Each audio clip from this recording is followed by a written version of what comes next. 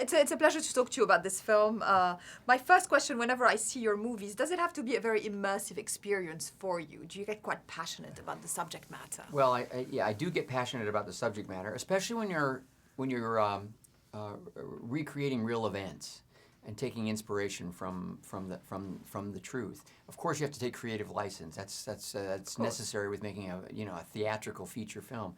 But I always hope it's going to cut through. I always hope it's going to be something that's unlike other movies that are in the marketplace at a given time. Whether it's something small and personal like A Beautiful Mind, or something with scope like In the Heart of the Sea, or Rush, or Apollo 13.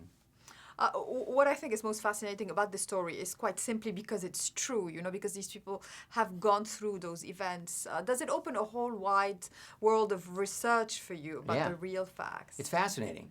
It is. And in this case, it was very interesting because, well, this is the story that inspired Herman Melville to write the great American classic, Moby Dick. Well, I never realized Moby Dick was based on real events, inspired by that. And there's another book that Nathaniel Philbrick, who wrote the nonfiction book In the Heart of the Sea that inspired this movie, called Why We Read Moby Dick. And this is so interesting because it identifies a lot of parallel themes between what the crew of the Essex went through, what was going on in Herman Melville's life, and the creative choices that he made in Moby Dick. So I had a chance to give this story not only that feeling of authenticity and that sort of big classic sea saga feel, but also imbue it with this sort of mythic quality on a thematic level, and also in the shape of this whale, and use cutting-edge movie technology to try to make it as immersive and authentic as it could possibly be. Absolutely. Movie technology is helping you create a whole new character who's like essential to the film. So what are the challenges? Well, I don't think I would have made the movie had I not seen Life of Pi and realized that technology had reached a point where you could create a character that was not a fantasy character. It was entirely authentic.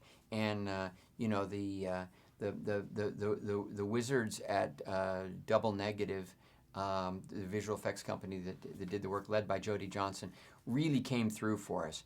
And what's very interesting is that I edited the movie together with storyboards and animatics and things like that, and the real performances, which were powerful and authentic.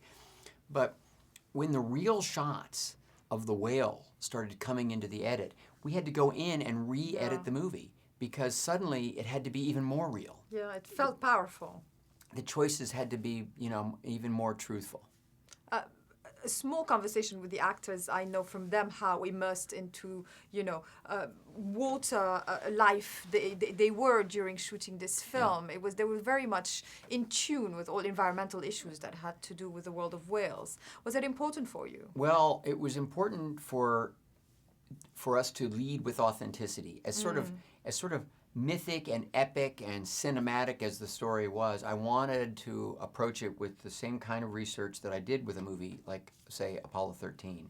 And I did want our actors to go through the same thing that I think the crew of the Essex did right after the whale ferociously attacked them and sank their ship. They began to question themselves and their own place in the world, and some were angry about it, and some, were shattered emotionally. And so, I talked a lot with actors about that, and also with with our writers to try to find those nuances and that emotion. Talking about that, how important is the choice of actors in films like that? A, because it's a real ensemble. B, because you have to put them through so much that they need to be up for it. It was a long, thoughtful casting process. Although Chris Hemsworth brought me the project, and I took on the movie because I felt like he was the perfect Owen Chase. And when you read about the real Owen Chase, you think Chris was kind of born to play that part. I didn't audition Tom Holland.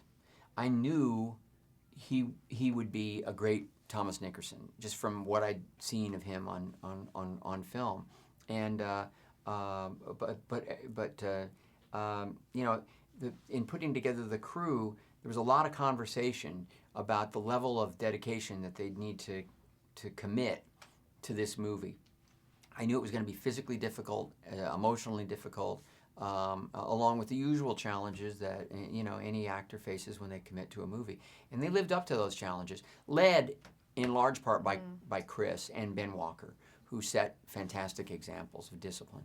You've always been a real actor's director because you were an actor yourself. Yeah. How much does it make it more enjoyable to work many times with actors like Chris Hemsworth because you can diversify the experience? Well, it's great to begin to develop that trust and that shorthand, but it's never the reason to cast someone.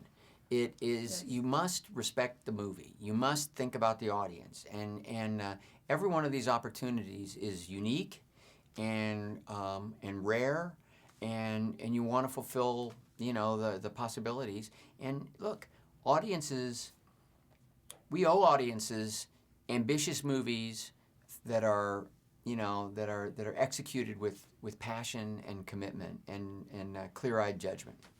I'm also covering for Hungary, and our Hungarian viewers want to know how it was shooting Inferno with Tom again there. Did you have a good time? It was fantastic. Budapest was very welcoming. We all enjoyed it. It's a city with great culture and history, and also a wonderful film industry, established film industry. So I would recommend anyone to look to Budapest and Hungary as a great place to work. Did your family make it there? Did you have a good personal time on top of it? We really did. No, we really did. Our weekends were a lot of fun. There was a lot of walking. I love history. I learned a lot. People were great, and the cast and crew really enjoyed it. All the outsiders had a great experience there. Good food? Yeah, very good food. Really good. And I love history, and as much as I thought I understood about European history, it's fascinating to see how much drama has been Hungary has been at the center of over the centuries, and it has to do with where it's located, of course, and the culture of the people who settled there initially, and all of that was just fascinating to learn about.